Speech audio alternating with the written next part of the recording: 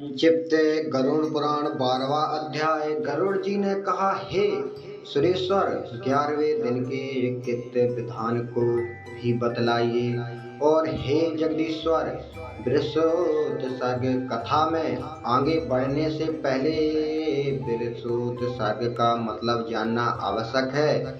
यह वह माता या पिता के 11 दिन के पिंडदान में गाय या पशु पक्षी को उसके दाग काट के छोड़ देना, वही वृषोत्सर्ग कहलाते हैं।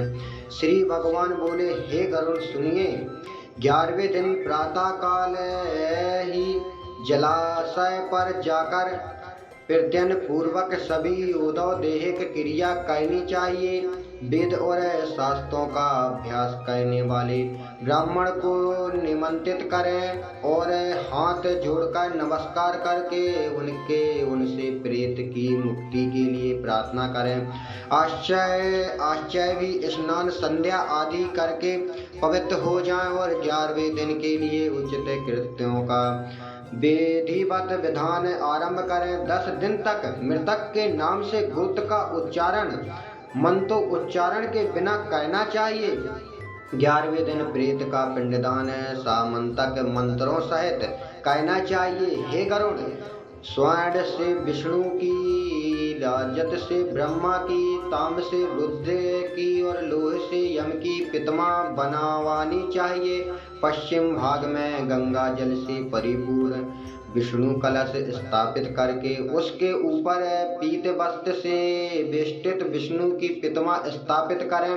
पूर्व दिशा में दूध और जल से भरा ब्रह्म कलश स्थापित करके उस पर श्वेत वस्त्र से वेष्टित ब्रह्मा की स्थापना करें।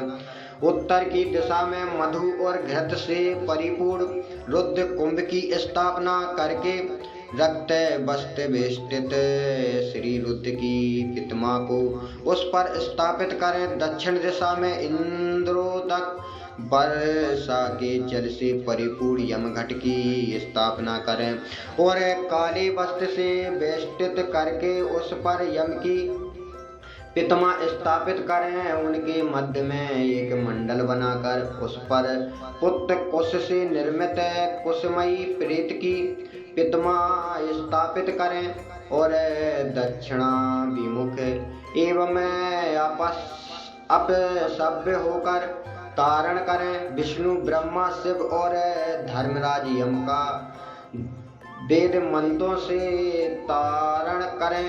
तब होम करने के अंतर श्रद्धा और 10 घट आदि का दान करें।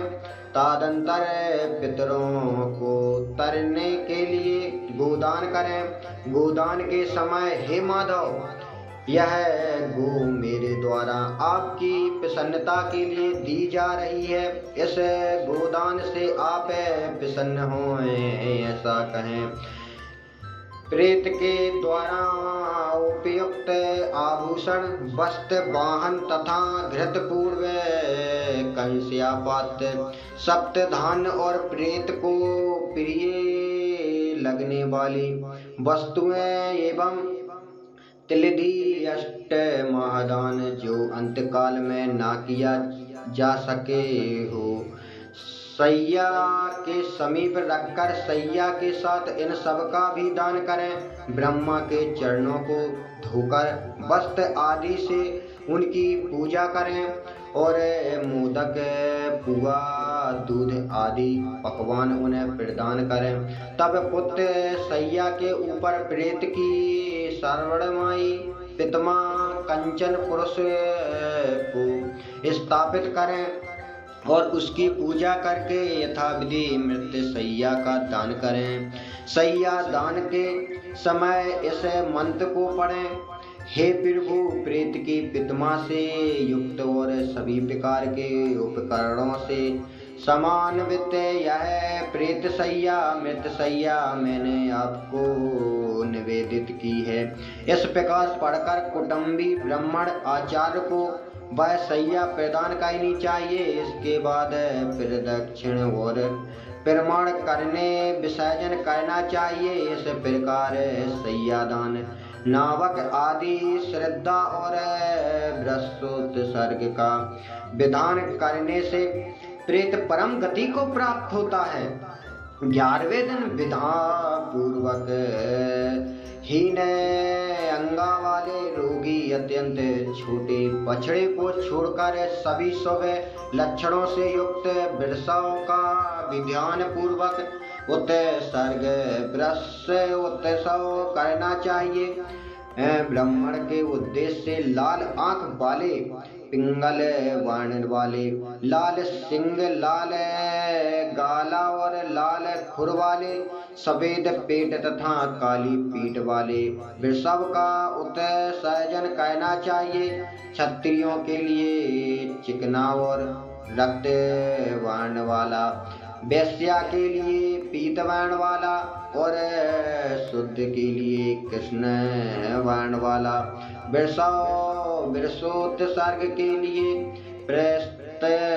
प्रस्तुत माना जाता है। जिस वृषभ का सर्वग पिंगल वर्ण का हो तथा पूंछ और पैर सफेद हो, वह पिंगल वर्ण का वृषभ पितरों की प्रसन्नता बढ़ाने वाला होता है, ऐसा कहा गया है। जिस वृषभ के पैर, मुख और मूछ श्वेत हो तथा शेष शरीर लाल के समान वर्ण का हो, वही नील वृक्ष कहा जाता है। जो वृषभ रक्त वर्ण का हो तथा जिसका मुख और पूंछ पांडुर वर्ण का हो तथा खुर और सींग पिंगल वर्ण के हों, उसे रक्त नील वृषभ कहते हैं। जैसे साण से समस्त अंग एक रंग के हो तथा पूंछ व खुर पिंगल वर्ण का हो, उसे नील पिंग कहा गया है। वह पूर्वजों का उद्धार करने वाला होता है। जो कबूतर के समान रंग वाला हो, जिसके ललाट पर तिलक सी आकृति हो और सर्वग सुंदर हो, वह बब्रू नील वृषभ कहा जाता है। जिसका संपूर्ण शरीर नील वर्ण का हो और दोनों नेत्र रक्त वर्ण के हों, उसे महानील वृषभ कहते हैं। इस प्रकार नील वृषभ 5 प्रकार के होते हैं। वृष का संस्कार करके उसे अवश्य मुक्त कर देना चाहिए, घर में नहीं रखना चाहिए। इसी विषय में लोक में एक पुरानी कथा प्रचलित है। बहुत से पुत्रों की कामना करनी चाहिए ताकि उनमें से कोई एक गया जाए अथवा गौरी 8 वर्ष भावे का दोरी 8 वर्ष की कन्या गौरी कहलाती है। कन्या का विवाह करें या नीले वृष का उत्सर्ग करें। जो पुत्र फिर उत्सर्ग करता है और गया में श्रद्धा करता है, वही पुत्र है। अन्य पुत्र विष्ट के समान है, जिसके कोई पूर्वज रौरव आदि नरकों में यातना पा रहे हो। 21 पीढ़ी के पुरुष के सहित वृषोत्सर्ग करने वाला पुत्र उनको तार देता है। स्वर्ण में गाए हुए पितर भी इस प्रकार वृषोत्सर्ग की कामना करते हैं। हमारे वंश में कोई पुत्र होगा जो वृषोत्सव करेगा, उसके द्वारा किए गए वृषोत्सव से हम सब परम गति को प्राप्त होंगे। हम लोगों को सभी यज्ञों में श्रेष्ठ वृष यज्ञ मोक्ष देने वाला है।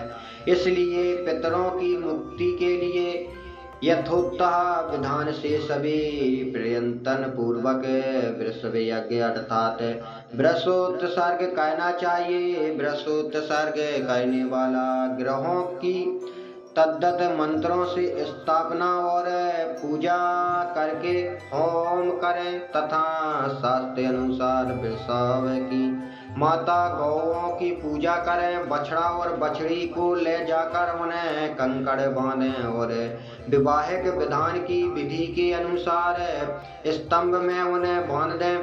फिर बछड़ा और बछड़ी को रुद्र कुंभ के जल से स्नान कराएं।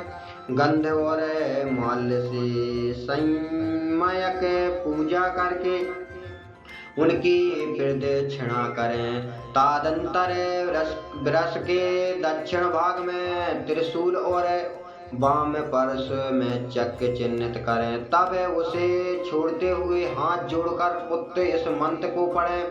पूर्व काल में ब्रह्मा के द्वारा निर्मित तुम्हें वृष रूपी धर्म हो, तुम्हारे सत्य सर्ग करने से तुम्हें भावना से पार लगाओ। इसे मंत्र से नमस्कार करके बछड़ा और बछड़ी को छोड़ दें। भगवान विष्णु ने कहा, इस प्रकार जो वृष उत्सर्ग करता है मैं सदा उसे बार प्रदान करता हूँ और प्रेत को मोक्ष प्रदान करता हूँ। अतः विशुद्ध सर्ग कर्म अवश्य करना चाहिए।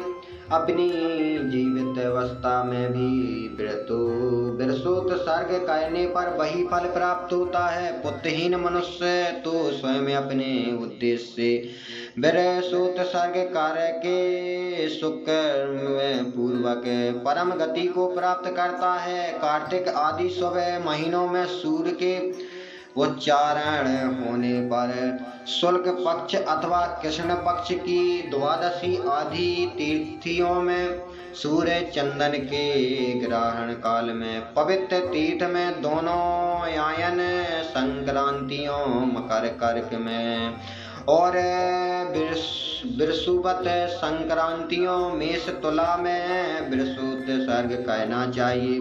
शुभ लग्न और मुहूर्त में पवित्र स्थान में सहमति चित्त होकर विधि जानने वाले शुभ लक्षणों से युक्त ब्राह्मण को बुलाकर जब होम तथा दान से अपनी देह को पवित्र करके पूर्वोत्तः रीति से सभी होमदी कृत्यों का संपादन करना चाहिए।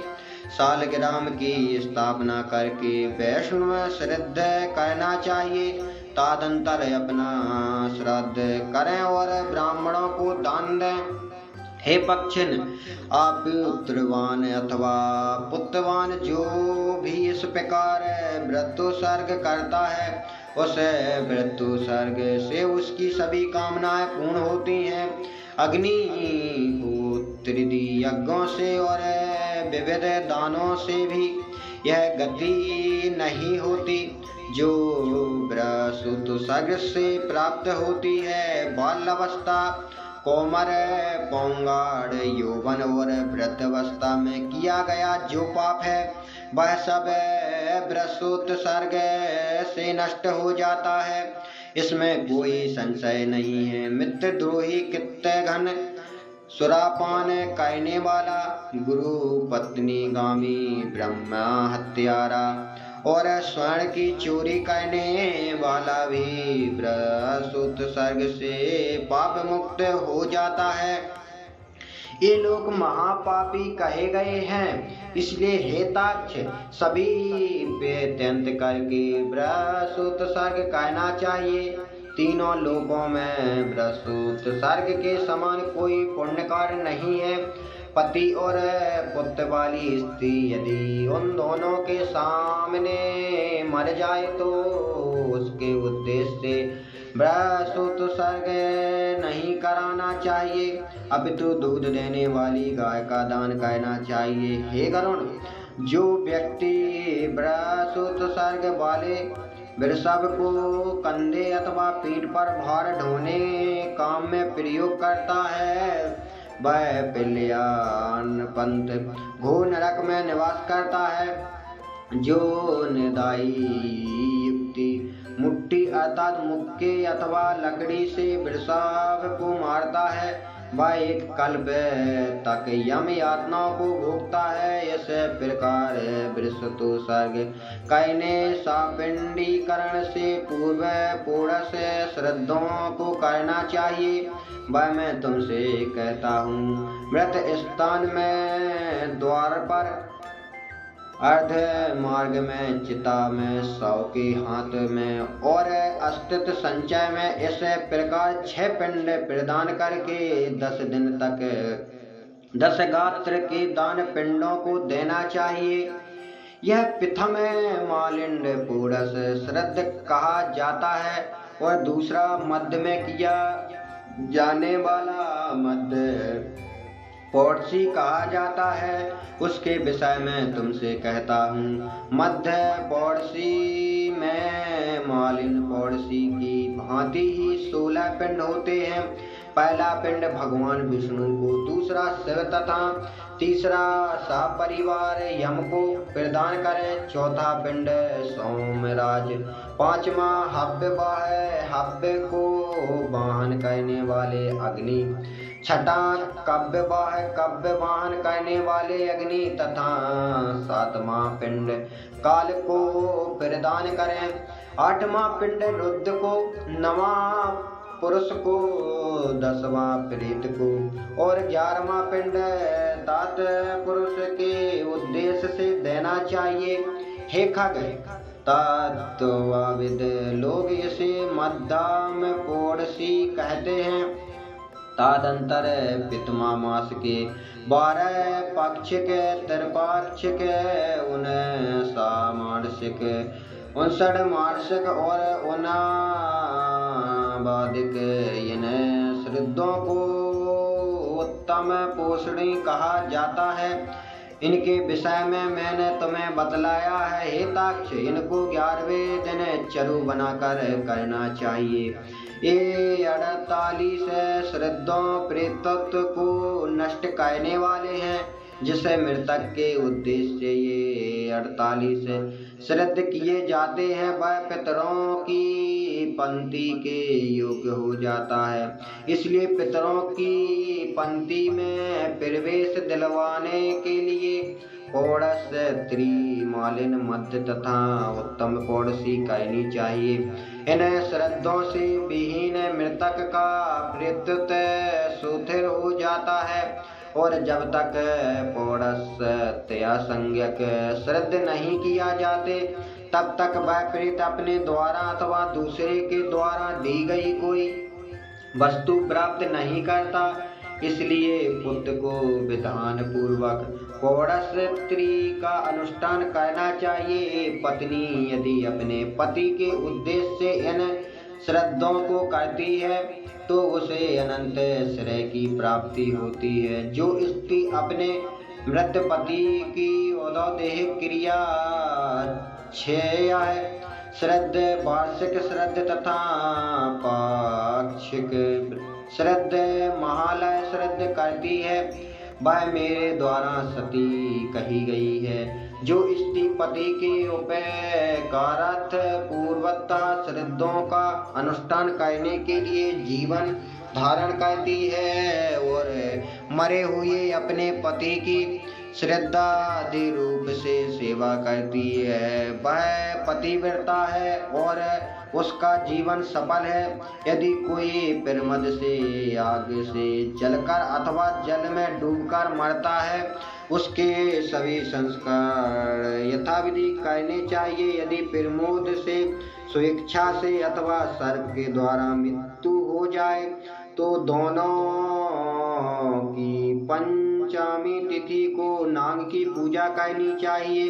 पृथ्वी पर पीठी से फाड़ की आकृति वाले नाग की रचना करके श्वेत पुष्पों तथा सुगंधित चंदन से उसकी पूजा करनी चाहिए। धूप और दीप देना चाहिए तथा तांडुल और तिल चढ़ाना चाहिए। कच्चे आटे का नैवेद्य और दूध अर्पित करना चाहिए। शक्ति के अनुसार स्वर्ग का नाग और गो ब्राह्मण को दान करना चाहिए। तदंतर हाथ जोड़ करके नागराज प्रसन्न हो, इस प्रकार कहना चाहिए। पुनः उन्हें जीवों के उद्देश्य से नारायण बलि की क्रिया करनी चाहिए। ऐसा मृत व्यक्ति सभी पातकों से मुक्ति हो स्वर्ण को प्राप्त होते हैं। जय जय श्री राम। हमारा अध्याय यहीं खत्म हुआ। अगर हमारी कथा पसंद आ रही हो तो लाइक और सब्सक्राइब करना ना भूलें। जो भी गलतियाँ हुई हों उन्हें क्षमा करें। जय जय श्री राम।